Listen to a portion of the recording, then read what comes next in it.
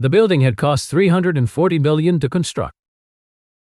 47 floors of glass and structural steel, rising above the corner of Broad Street and East Bay in downtown Charleston, South Carolina. The kind of building that made people stop on the sidewalk and tilt their heads back, just to find where it ended. The kind that appeared in architecture textbooks before the ribbon was ever cut. Most people who passed it every day didn't know the name of the man who designed it. On a Tuesday morning in March, gray sky, first real chill of spring still clinging to the air, a man pushed through the revolving front door carrying a cardboard tube under his left arm. The tube was worn at the edges, taped shut at both ends with packing tape that had started to yellow. He was 61 years old, average height, the kind of face that had once been sharp and was now just weathered, the way old wood gets, not broken, just settled. He wore a brown canvas work jacket, dark blue work pants with a faint ink stain on the left knee. His boots were clean but clearly old. The laces had been replaced at some point with the wrong color, white on dark leather. His name was James Cole. He paused just inside the door. The atrium was flooded with morning light, the way he had drawn it 22 years ago on a drafting table at 2 a.m. in a rented studio above a laundromat on King Street. He had drawn the light before he drew the walls. He always worked that way, find what the space wants to feel first, then figure out the walls. He looked up at the glass ceiling, the precise 40-degree angle of the southern-facing panes, and something passed across his face. Not pride, more like recognition. The way you look at a photograph of yourself from a long time ago and see not who you are, but who you once were willing to be. He walked to the reception desk. The lobby was mid-morning busy. Suited professionals crossed the marble floor in every direction. A security team of 3 stood near the elevator bank. The receptionist, a young man in his mid-20s with a wireless earpiece and a perfectly pressed navy blazer, looked up and made the full calculation in under 2 seconds. Work jacket, worn tube, no corporate lanyard. Can I help you? The words were technically a question. The tone said something else entirely. I have a delivery, James said. He set the tube on the counter gently, the way you set down something old. Original drawings, for the archive. Mr. Sterling's office is expecting them. The receptionist looked at the tube. Back at James. Do you have a delivery badge? Are you registered with the freight entrance on East Bay? I'm not from a freight company. Sir, external deliveries go through facilities. That's the policy. I was asked to bring these directly, James said. You can call upstairs and confirm.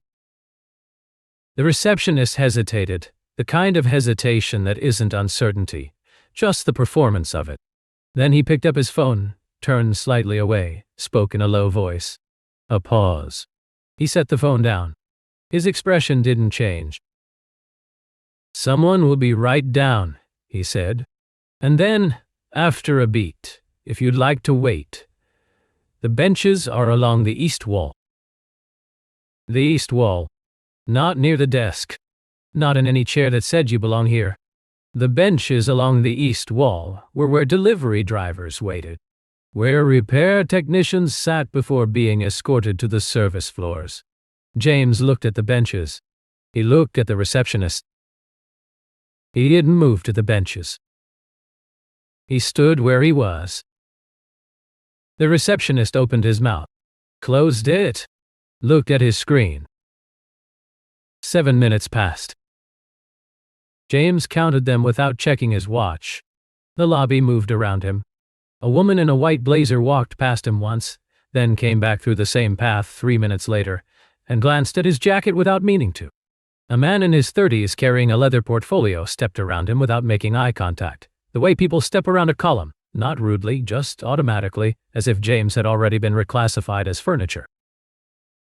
He had been invisible before. It wasn't new. It just never stopped feeling strange, how completely and efficiently a work jacket could make a person disappear in a room full of people. Then the elevator opened. Claire Whitmore stepped out and everything sharpened.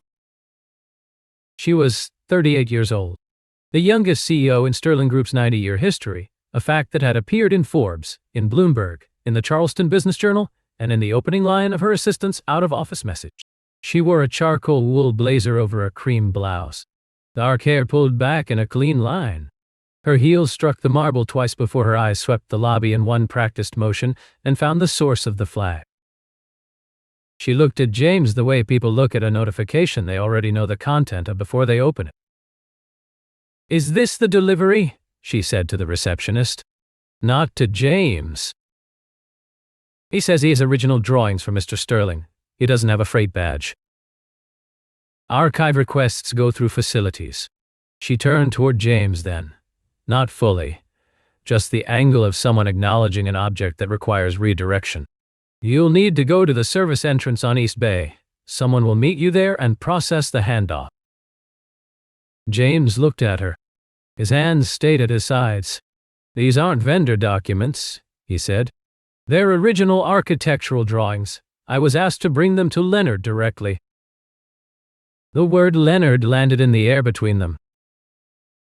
Her chin moved, just a fraction upward. The shift people make when something registers as a trespass rather than a mistake. "Mr. Sterling's schedule isn't open for walk-ins," she said. "It doesn't matter what you were told."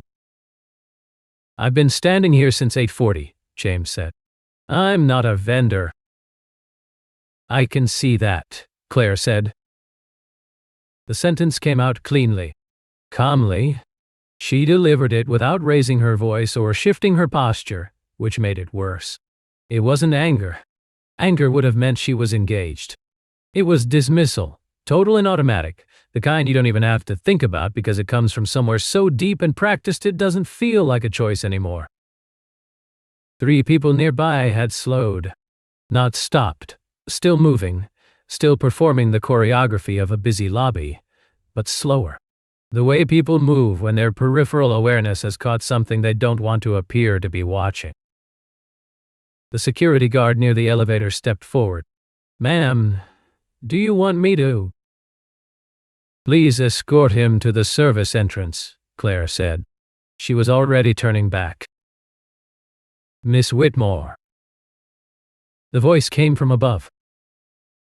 She stopped. Her heels had already lifted off the marble, mid-pivot, mid-dismissal. She put them back down and turned. Leonard Sterling stood at the mezzanine railing with both hands on the rail, looking down. He was 74, with white hair, and the kind of posture that doesn't come from the gym.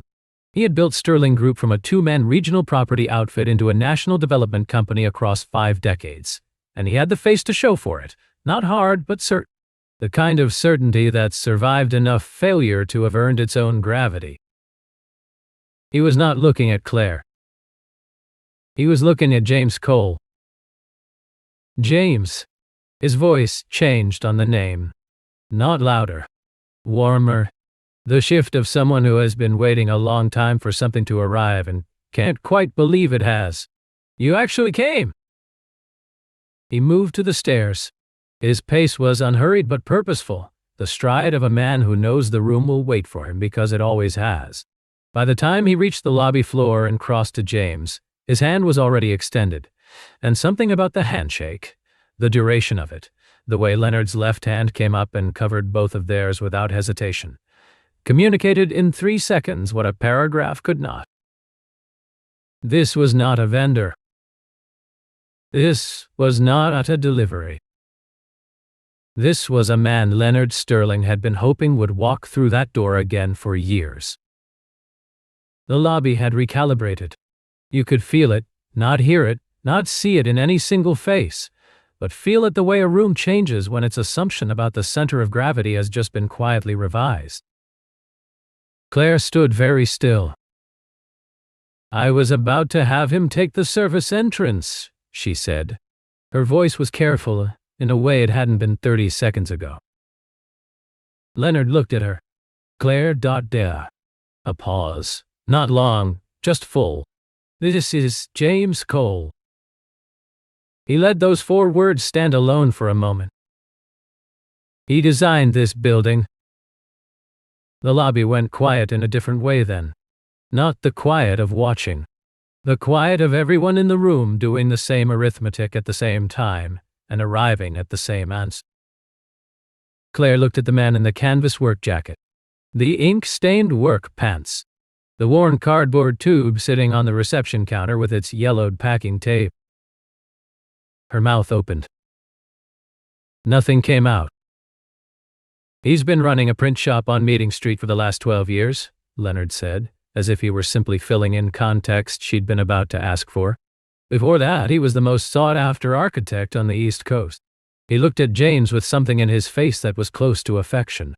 Before that, he was the man who made this building something other than another glass box. James said nothing. He picked up the tube from the counter. His face had not changed. Not smug, not wounded, not anything you could name. Just steady. The face of a man who had long ago decided that other people's assessments of him were not something he needed to carry. That steadiness somehow was harder to look at than anger would have been. "I'll take those up myself," Leonard said, resting a hand on James's shoulder and steering him toward the elevator. The doors opened. They stepped inside. The doors closed. Claire stood in the lobby. The security guard had returned to his post. The receptionist was looking at his screen with the focused intensity of someone who has decided to see absolutely nothing for the next several minutes. The woman in the white blazer had found somewhere else to be. The lobby was doing what lobbies do, filling the silence back in with heels and phone calls and elevator chimes, the ordinary sound of a building moving through its morning. Claire did not move. She stood in the precise center of the atrium, in the light that fell from the 40-degree glass ceiling, in the room that existed because of the man she had just sent to the service entrance, and she felt in her chest a specific and particular kind of shame. Not the hot shame of being caught. The cold kind. The kind that comes from recognizing, without any possible argument, who you have become. She had looked at a man and seen nothing worth her time. She had been wrong in the most complete way a person can be wrong. And the worst part, the part that stayed with her through the rest of that day, and through the meeting at 11, and through lunch she didn't finish, and through the long drive home, was that if Leonard hadn't been on that mezzanine, she never would have known. She would have gone back upstairs and not thought about it again. She drove to Meeting Street on a Saturday morning 10 days after the lobby. She had written and deleted 4 different text messages to Leonard asking if he thought James would see her. She had finally sent none of them. She had decided that if she couldn't even walk through the door of a print shop on her own, she didn't deserve the conversation. The shop was sandwiched between a dry cleaner and a coffee roaster on the quieter end of the street. The sign above the door, cold print and copy, plain block letters, no tagline, no stylized logo, looked like it had been made by someone who thought signs should simply say what they mean. The window display held a fan of sample business cards and 2 wedding programs, arranged without any particular attempt at artistry. She stood outside for a moment. Then she pushed the door open. A bell chimed. The shop smelled like ink and warm paper and something faintly chemical. A large format printer hummed along the back wall. Behind the counter, a man was loading paper stock with the careful, economical movements of someone who has done the same task 10,000 times and found, somewhere in the repetition, something worth returning to. James Cole looked up. He recognized her immediately. She could see it in the half-second stillness before his expression settled back to neutral. "Miss Whitmore," he said. "I came to apologize," she said. He nodded once, not warmly, not coldly, just acknowledging that she had spoken, then closed the paper tray, set a hand on the printer to check the hum of it, and came to stand at the counter. He didn't lean. He stood with his hands at his sides and waited. "What I did was wrong," she said. "I made assumptions about who you were based on how you were dressed, and I had you escorted out of a building you designed." "Okay," he said. The word landed without the warmth she had, without fully realizing it, expected. She had rehearsed this in the car. She had assembled the sentences carefully, made sure they were honest, made sure they didn't deflect. She had been prepared for a range of responses: quiet acceptance, brief acknowledgement, perhaps a short exchange. What she had not prepared for was okay spoken in the tone of a man who was waiting for the conversation to begin. "I mean it," she said. "I can see that," he said. And for a moment the words between them were her own. "I can see that." The same words she had said to him in the lobby, and the recognition of it moved across her face before she could stop. Something shifted in his expression. Not softening, just opening slightly, like a door cracked an inch. "Can I ask you something?" he said. "Yes." If Leonard hadn't been standing at that railing. He paused. He was looking at her directly, without any social lubricant, without the small kindnesses people usually insert into hard questions. If no one had said anything, if I'd gone to the service entrance and handed in the drawings and left. He paused again. "Would you have done anything differently this week?" The shop hummed. Her hands were clasped in front of her. She could feel the pressure of her own grip. "I'd like to say yes," she said. "I don't actually know." He held her gaze for a moment. Then he nodded. A different kind of nod. Slower, but he was. "That's more honest than most people would be," he said. "It's still not a good answer."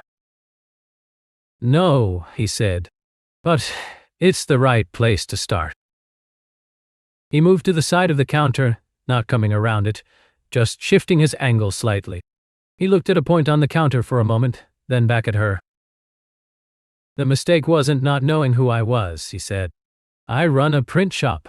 I'm not someone you should have known." He said it without any self-deprecation in it, simply a fact, stated plainly. The mistake was deciding before I had finished 3 sentences that I didn't need to be spoken to like a person. He paused. "That's not about me. That's a habit you have, and habits don't care who the person in front of you is, they just run." Something in her chest shifted. Not a breaking. Something more like a correction. The feeling of a thing that has been slightly wrong for a long time, finally being put straight. "I know that habit," she said quietly. He looked at her.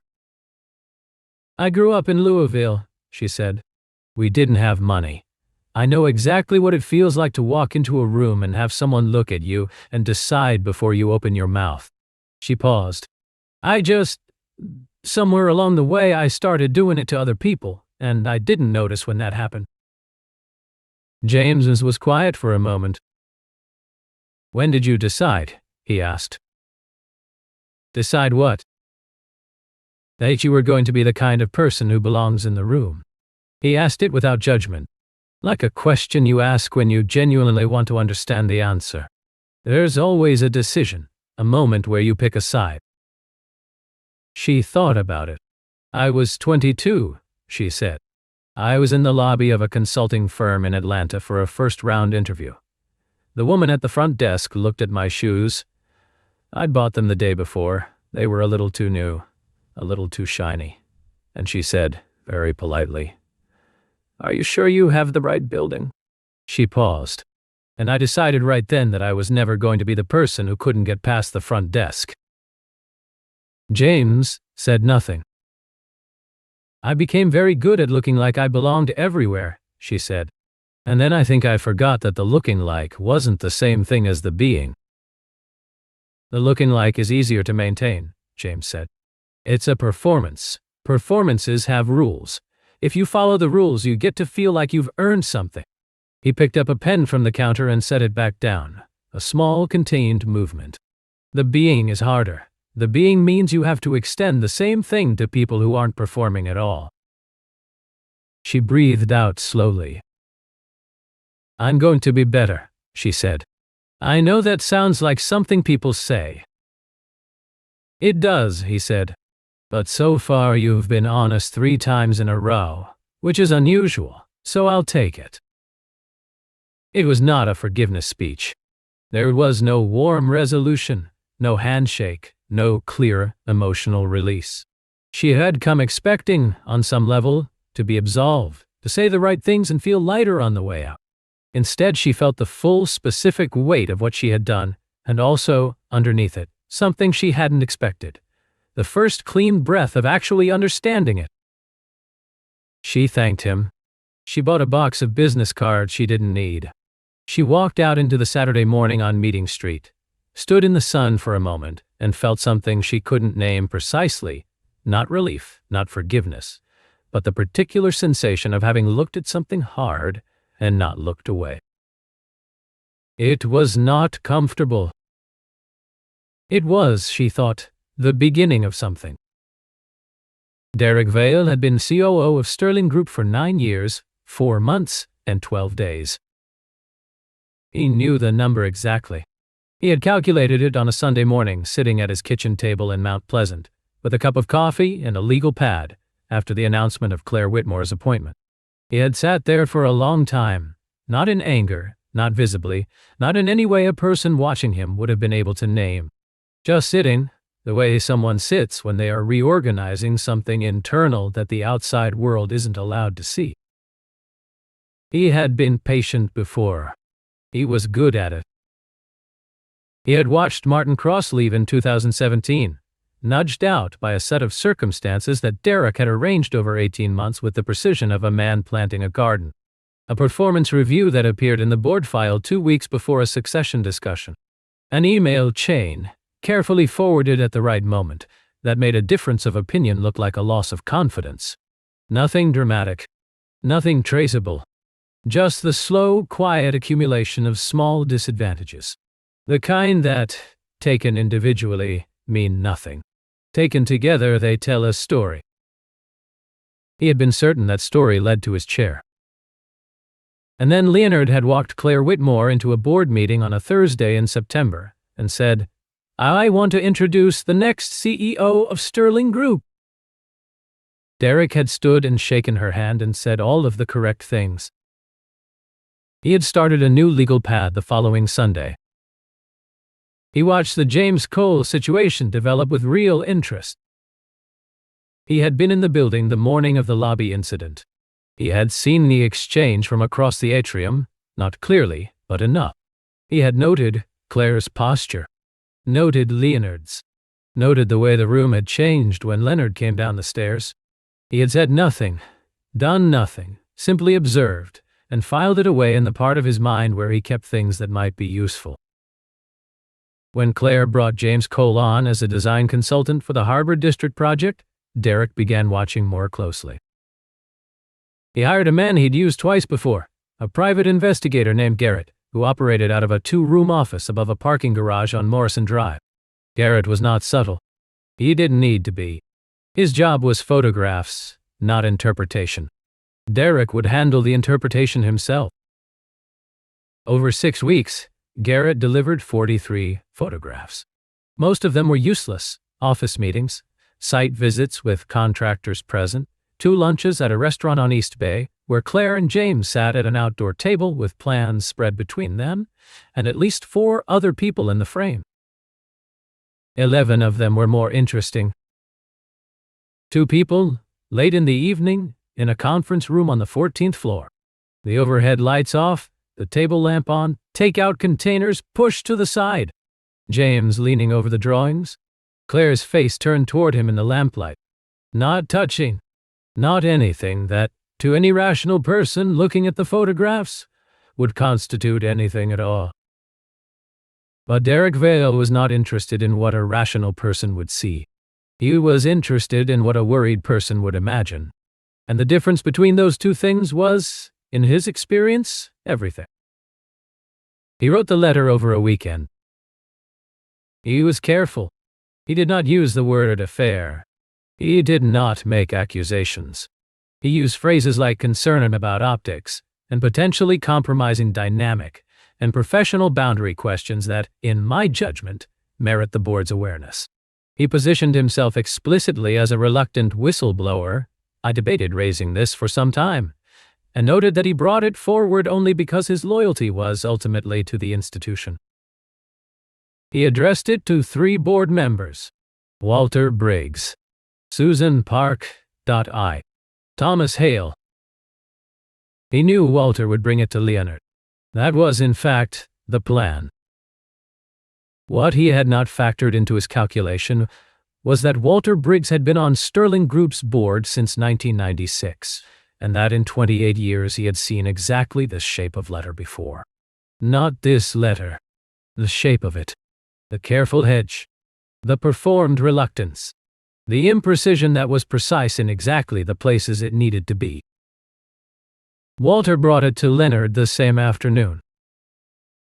He set it on Leonard's desk and said, very quietly, "I've seen this before, from the same direction." Leonard read it once. He set it flat on his desk with both palms. He sat for a long moment looking at it the way a man looks at something he had hoped he was wrong about. "Do you have something specific in mind?" Walter asked. "I have a direction," Leonard said. He made 3 calls that afternoon. One to Claire, brief, no details yet, just be aware. One to the firm's general counsel.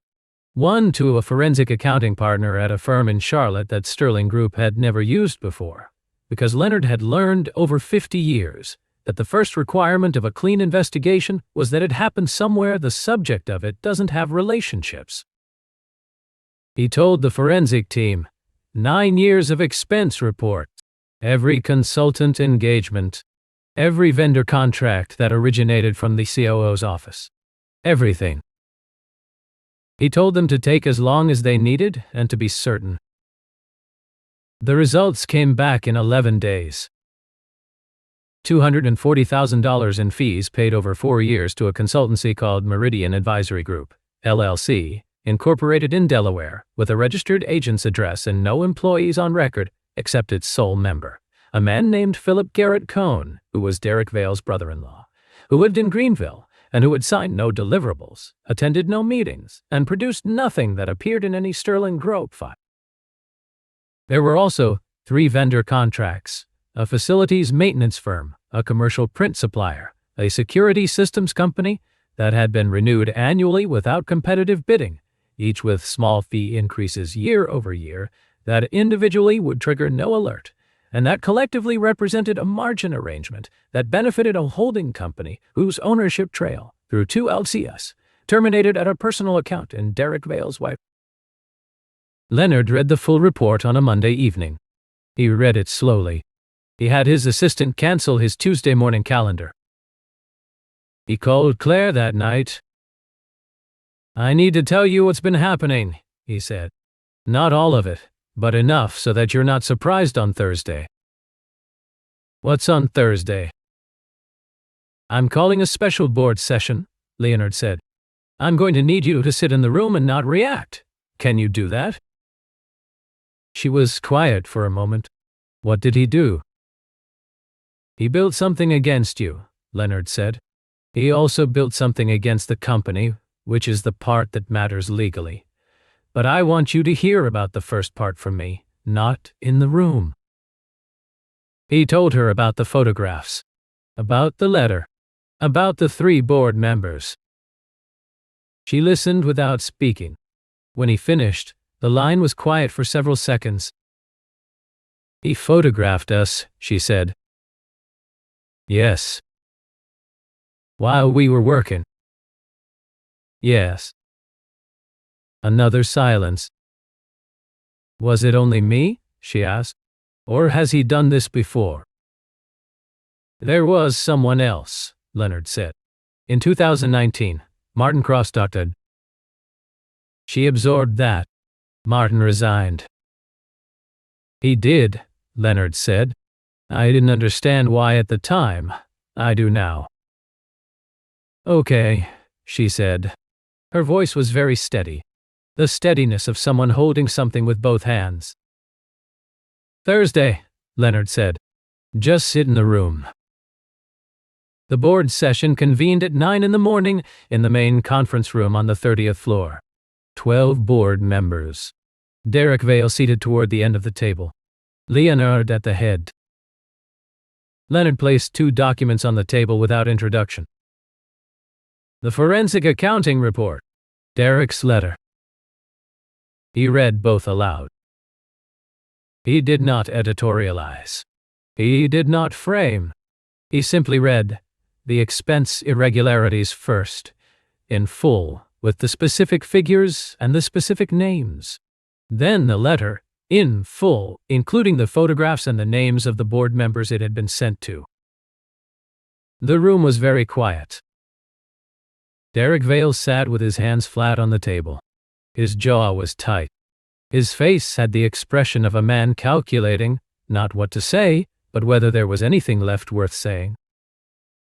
There wasn't. Derek, Leonard said when he had finished reading. He put both documents down. You've been with this company for 9 years. I'm going to ask you a question, and I'm going to ask you to answer it honestly, which I understand may be difficult at this point. He looked at him directly. Was there ever a moment when you thought you were doing this for the company? Or was it always only for yourself? Derek looked back at him. For a long moment, 5 seconds, maybe 6, he held the eye contact. Something moved across his face. Not remorse. Something older than that.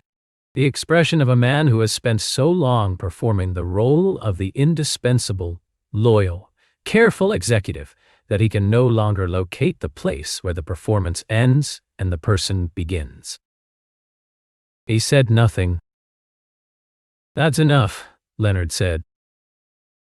The motion for immediate suspension pending full investigation passed 9-3. The 3 who hesitated were the 3 Derek had sent his letter to. They abstained rather than voted against, which told its own story. Derek Vale gathered his folder from the table, stood, and walked to the door. At the door he stopped. He turned back and looked at the room. Not at Leonard, not at Claire. At the room itself. The table. The chairs. The window with its view of the harbor. He had wanted this room for 9 years. He walked out. The door closed quietly behind him. That was the worst part of it, somehow, that it closed quietly. The way a door closes when there's nothing dramatic left to say. The ribbon cutting was on a Saturday in October, and the weather had decided to cooperate in the way that felt almost unfair. Deep blue sky. Deep blue sky. The specific quality of coastal autumn light that turns everything it touches gold at the edges. A slight breeze off the harbor carrying the smell of salt and low tide. And from somewhere further down the promenade, the smoke of a charcoal grill being tested before the public market opened. By 10 in the morning, nearly 400 people had gathered along the waterfront promenade. More than expected. The city had sent 3 officials. The mayor's office had sent 2.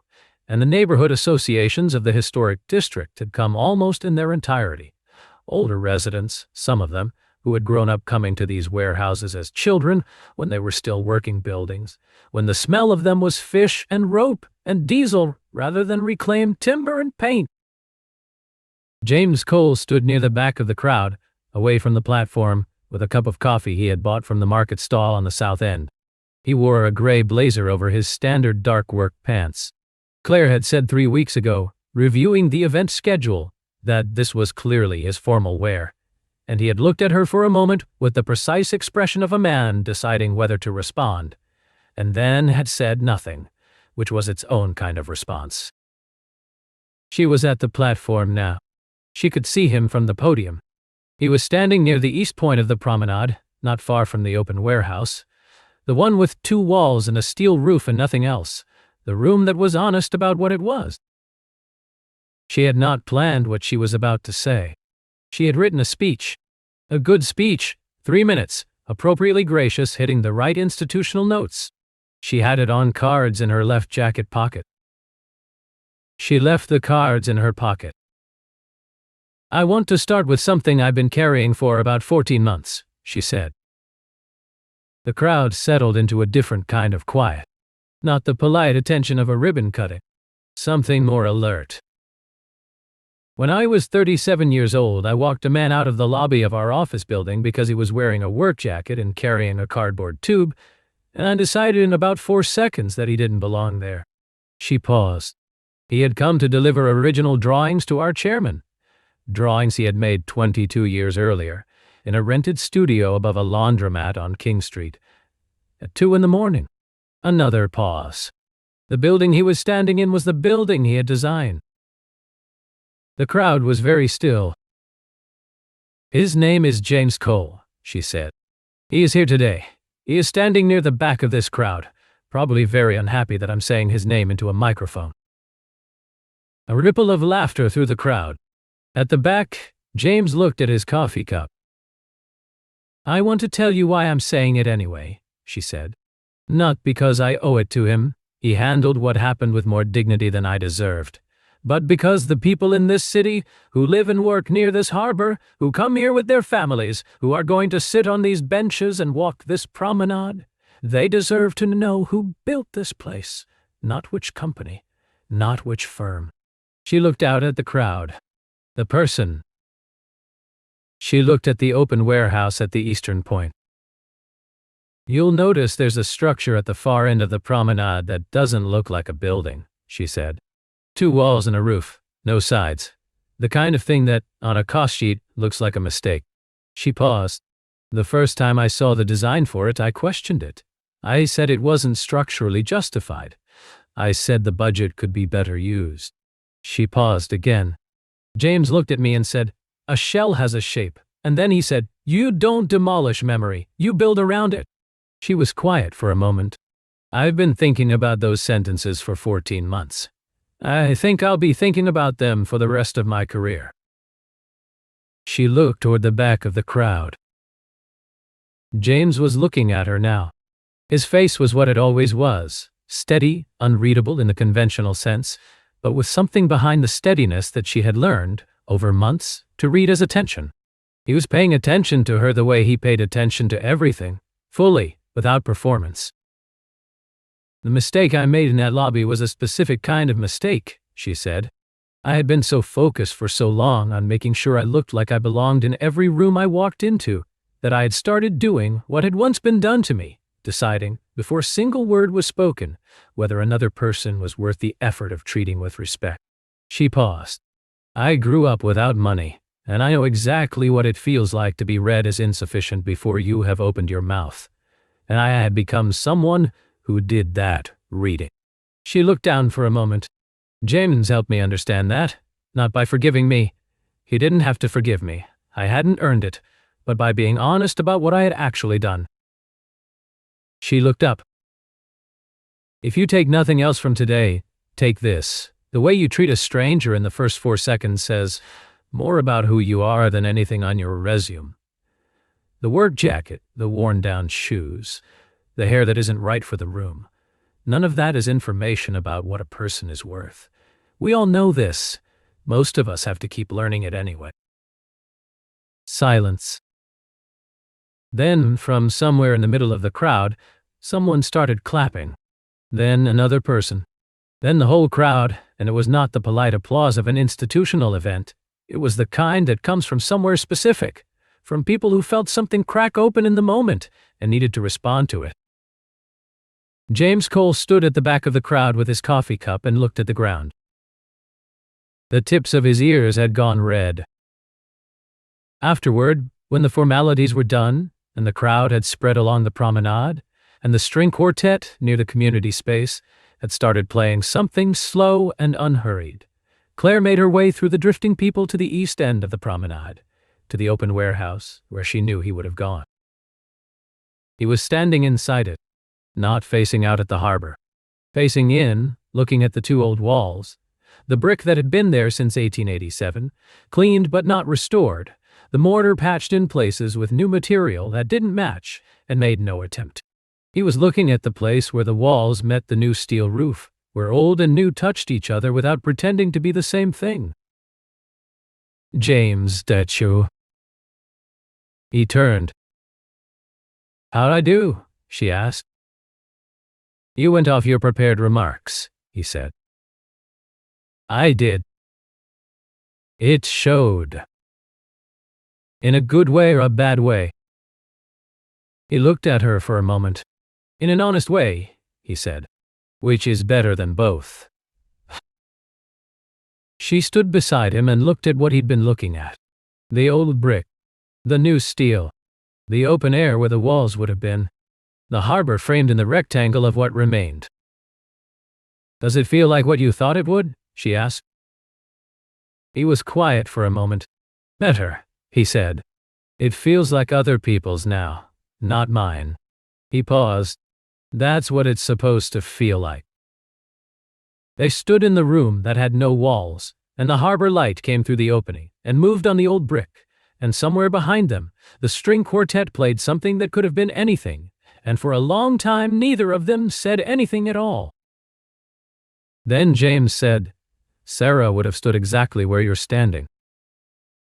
Claire didn't move, didn't respond right away. She just let the sentence be what it was. She would have said the light is wrong in the afternoon, he said. She would have been back here at 7 in the morning before anyone else arrived. She sounds like someone worth knowing, Claire said. She was the most worth knowing person I ever met, James said. And then after a pause, with a slight adjustment to his tone that was the closest thing she had ever heard from him to something like warmth, she would have liked you, eventually. Eventually, Claire said. She had high standards, he said. But she came around. Claire laughed. A real one, short and unguarded, the kind you can't produce on purpose. James did not laugh, but the corner of his mouth moved. Just slightly. Just enough. The harbor light kept moving. The string quartet kept playing. A child ran past the open doorway of the no-wall room, looked inside at the two adults standing there, decided they were uninteresting, and ran on. The city kept moving around the space that James Cole had decided not to erase. Some things are worth keeping.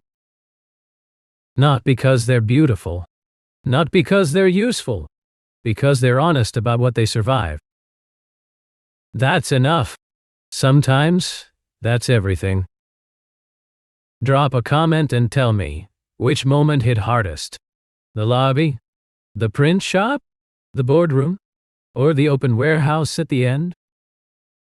If stories like this mean something to you, subscribe and turn on notifications.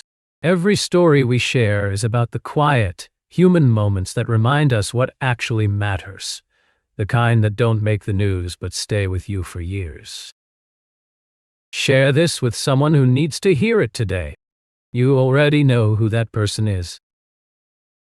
This story follows Marcus Webb, a brilliant black toxicologist whose life was destroyed after he tried to expose dangerous research misconduct at a pharmaceutical institute.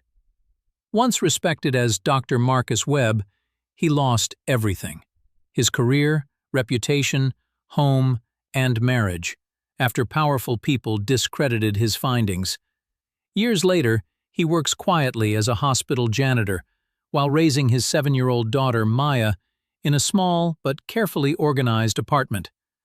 Though the world now sees him as invisible, Marcus never stopped being a scientist. At the same hospital, 9-year-old Chloe Sterling, daughter of powerful CEO Eleanor Sterling, lies unconscious with a mysterious illness no doctor can explain. 18 specialists have failed to find a diagnosis. Eleanor, a woman used to controlling every outcome through power and money, watches helplessly as her daughter fades away. While cleaning the hospital at night, Marcus notices something strange outside Chloe's room: the faint chemical scent of DMSO, a compound he recognizes instantly from his toxicology background. His instincts tell him something is terribly wrong. Quietly, he begins observing patterns, documenting dates, tracking medical staff rotations, and recording chemical traces in a notebook. The evidence points toward a horrifying possibility. Someone is poisoning Chloe. The more Marcus investigates, the more suspicion centers around Dr. Thorne, Chloe's trusted physician. Thorne appears compassionate, ethical, and devoted, Exactly the kind of man no one would question. But Marcus discovers a disturbing connection between Thorne's hospital shifts and Chloe's worsening condition. Behind the scenes, Thorne is secretly involved in a financial conspiracy tied to Sterling Corp's stock manipulation, where Chloe's death would trigger massive profits through a carefully timed short sale. Marcus desperately tries to warn Eleanor, but his past and appearance work against him. His PTSD causes his explanation to come out fragmented, and Eleanor sees only an unstable janitor approaching her daughter's room. Security removes him, and he is fired from the hospital for suspicious behavior. Most people would stop there. Marcus does not. Working from a makeshift laboratory beneath his apartment, he uses his remaining scientific skills to create a diagnostic reagent capable of exposing the toxin. Knowing time is running out, he risks everything by returning to the hospital one final night. Inside Chloe's room, Marcus interrupts Thorne just as the doctor prepares another injection. Security tackles Marcus, and once again he looks like the villain. But before being restrained, he asks Eleanor to take a blue vial from his jacket and test the liquid Thorne dropped. She hesitates, torn between the trusted doctor and the disgraced janitor. Then she remembers the look Marcus gave her days earlier, not threatening, but urgent. A look of someone trying to stop something terrible. She trusts him. The moment the reagent touches the liquid, it turns deep purple-black, undeniable proof of poisoning. The truth finally surfaces. Police discover financial records and evidence of a massive conspiracy involving Thorne and an investment group seeking profit from Eleanor's tragedy. Chloe survives. The toxin is identified, treatment begins, and her recovery slowly starts. But the greatest healing happens outside the ICU. Eleanor realizes how easily she judged Marcus based on fear, status, and appearances. Instead of offering money or empty apologies, she visits his apartment and begins again, not with power, but with honesty. The story closes with hope. Marcus is restored to the scientific world as director of toxicology at Sterling Corp's new research lab. Yet he keeps his old custodial badge beside his new ID card, a reminder of who he was, what he survived, and the price of being ignored. Nearby sits a photograph of Chloe and Maya laughing together, proof that compassion can bridge worlds adults often divide. This story reminds us that truth does not become less true simply because the wrong person speaks it. Marcus lost credibility in society's eyes, but his knowledge, integrity, and purpose never disappeared. Sometimes the world dismisses people not because they are wrong, but because listening to them is inconvenient. The story also shows that appearances can be dangerously misleading. Dr. Thorne looked trustworthy, while Marcus looked suspicious. Yet goodness and evil rarely announce themselves clearly. Real judgment requires patience and humility. Another powerful lesson is that expertise and identity are not the same as social status. Marcus remained a scientist even while pushing a cleaning cart. Titles may disappear, but skill, character, and conviction endure. Finally, the story teaches that redemption and trust are possible. Eleanor learns to dismantle her assumptions, Marcus reclaims his place in the world, and Chloe's survival becomes more than a medical victory. It becomes proof that believing in the overlooked can save lives. If this story moved you, don't forget to like the video, subscribe to the channel, and turn on notifications for more emotional stories about resilience, justice, and second chances. And tell us in the comments, would you have trusted Marcus in that hospital room? Sometimes one decision changes everything, and your answer might reveal more than you think.